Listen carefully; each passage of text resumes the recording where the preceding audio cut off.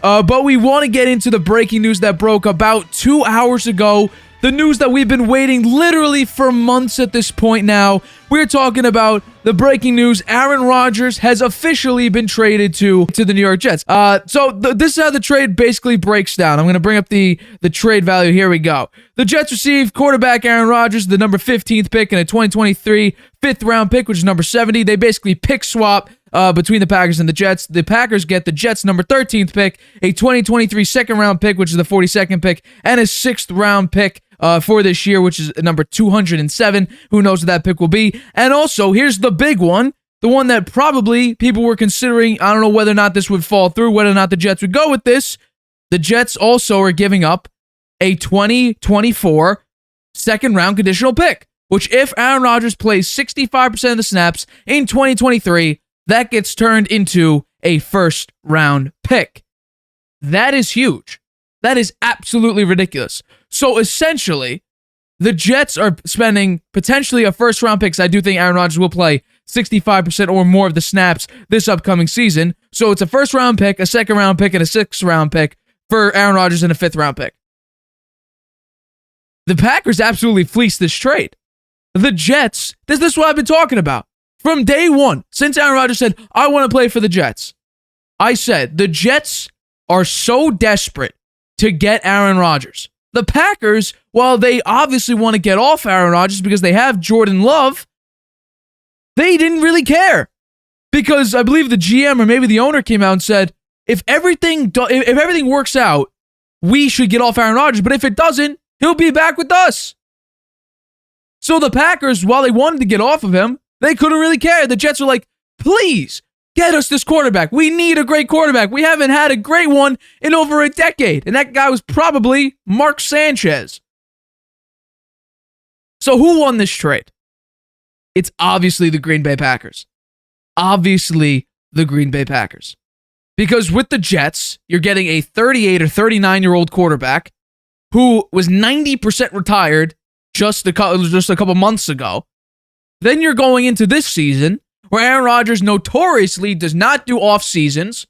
He doesn't work with new receivers. The Jets are basically a brand new team. There's not many veterans, especially on the offensive side. So he's going to be walking into a situation similar to the Packers, honestly, where his weapons are brand new players, basically.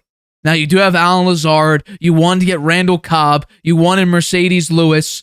You wanted OBJ. Now, apparently, they're looking at DeAndre Hopkins. You're trying to get a bunch of veterans when the Jets are sort of kind of not in a rebuild, but sort of they're very, very young. So you want to bring all these veterans and trade away young talent or sign young talent? I don't know what the Jets are trying to do here. But they did get Aaron Rodgers. That was their big pickup. They haven't had a great quarterback in over a decade. So what is this going to exactly bring the Jets? Because the Packers, honestly, between what they can be next season and what they were last season, there are many similarities for what can happen with Jordan Love and the Green Bay Packers. Could Jordan Love go 8-9 in an NFC where there's only like 3 or 4 really, really good teams? Sure he can.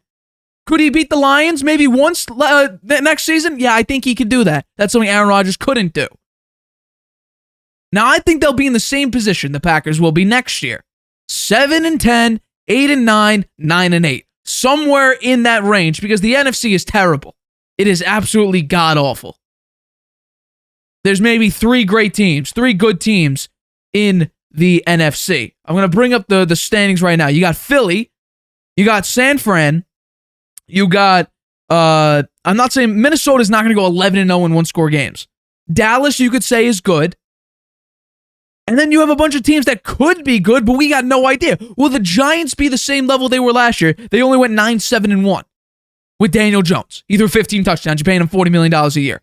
The Detroit Lions should take a step up. Obviously, they should because their offense was really good, and they'll probably draft some defensive guys. Chicago, they went 3-14. Will they be good? They made a bunch of offseason acquisitions. We'll see how they do. Seattle, will Geno Smith have another phenomenal year? That's a huge question mark. How will the Rams perform when they're going to focus primarily on offense and screw the defense? That's a reason, apparently, reportedly, Sean McVay came back. Arizona is a dumpster fire. Atlanta, who knows? Saints, Derek Carr. People don't like Derek Carr. I got some respect for Derek Carr. I don't know how good that team will be. Carolina, will they be good with the new quarterback? CJ Stroud apparently is gone. He is now projected to be the number 2 pick, or he could be out of the top 10. I don't personally understand that, but whatever. We'll see what they do. Chicago, will they be good? There's a big unknown there. Minnesota's not winning 11 one-score games next season, so who the hell knows what they'll do? Washington, they're having Sam Howell as their starting quarterback. There's 3 to 4 really, really good teams. And then the other ones are just can be something, but who knows? So the Packers honestly have a really good shot at the 6 or the 7 seed. Hell, they may even have a shot for their division. Just throwing that out there. So the Packers, this is their plan. They were going to go to Jordan Love. They should have actually went to him late last season when the Packers had like a 10% chance to make the playoffs. You wanted to bank on Aaron Rodgers, who didn't play really that well, at least Aaron Rodgers, 1 year removed from back-to-back MVP the following season, and you put up that performance, you're going to put it on him to get you to the playoffs? He almost did. 1 game away. Couldn't beat the Detroit Lions with the 32nd ranked defense. Got outperformed by Jared Goff, who not a lot of people have respect for. Now he goes over to the stronger AFC with Mahomes, Herbert, Josh Allen, Tua when he's healthy, Joe Burrow, Lamar Jackson, I'm saying is going to stay probably. Deshaun Watson with Amari Cooper, I think could be good. He just needed to get the rust off. We're going with a couple rookie quarterbacks that could be very good. Argue on Jimmy G can throw the ball accurately, and a lot of people think, I don't personally think this, but a lot of people think Russell Wilson will not have the same season he had last year. People say it's a little blip. I'm saying it's more of a trend.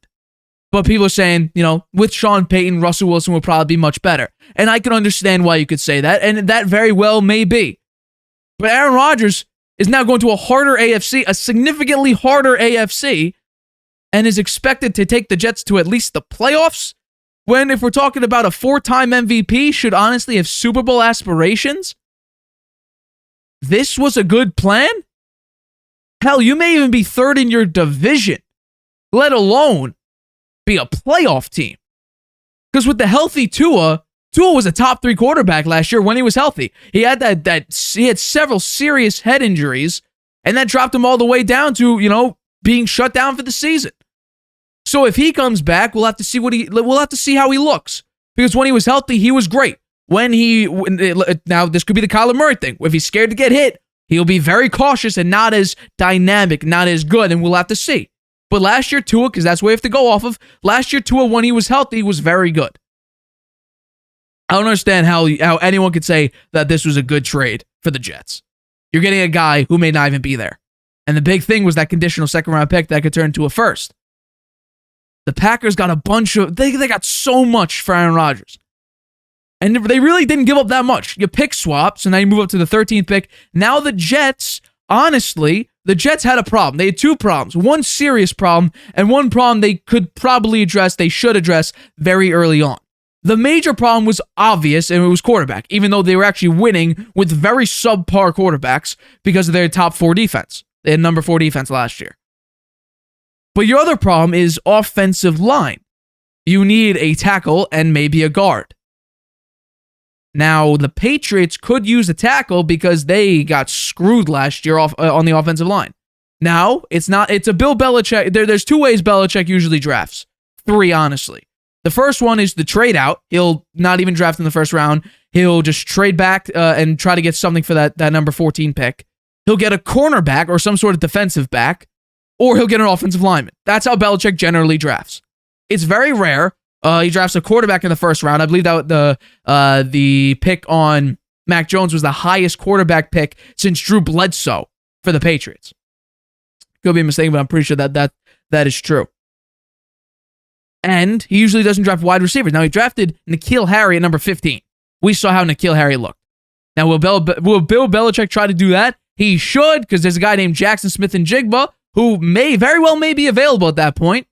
You might want to go after him, but I have Joey Porter going to the Patriots because that's a Bill Belichickian draft pick.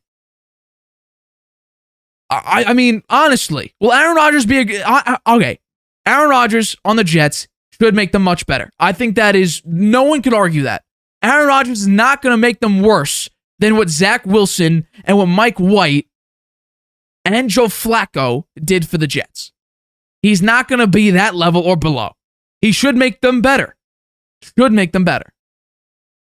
Now, they brought over his buddy, Alan Lazard. Funny enough, Rodgers was complaining about, the people around him. Alan Lazard was one of them, and he wanted to bring him to the Jets.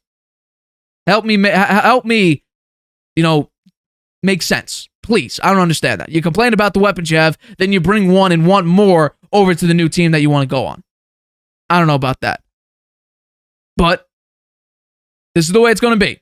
Aaron Rodgers got traded to the Jets. This really comes as no surprise. There's a report a couple days ago saying that he told his agent it's the Jets or nothing. It's the Jets or retire. So it was probably going to be the Jets regardless. And here we go. Aaron Rodgers traded to the New York Jets. Honestly, Packers, this trade, honestly, Packers get a B+, Jets get a B- to a C+ for this. Because the Jets gave up so much. But, as I've been saying, desperate times call for desperate measures. The Jets wanted to get off, the Jets wanted Aaron Rodgers. The Packers wanted to get off Aaron Rodgers, just not as much as the Jets desperately needed him, and that's why you got to overpay for it. People say, oh, you can't get a first-round pick for him, let alone 2. Well, technically, it was a first-round pick swap. But you are technically getting 2 first-round picks if Aaron Rodgers plays 65% of his snaps, because you're getting the pick swap, plus you're getting that conditional second, which turns into a first with 65% of the snaps this season. And then you also get a second and a sixth, and only give up a 5. It's a good trade, just the Packers won this.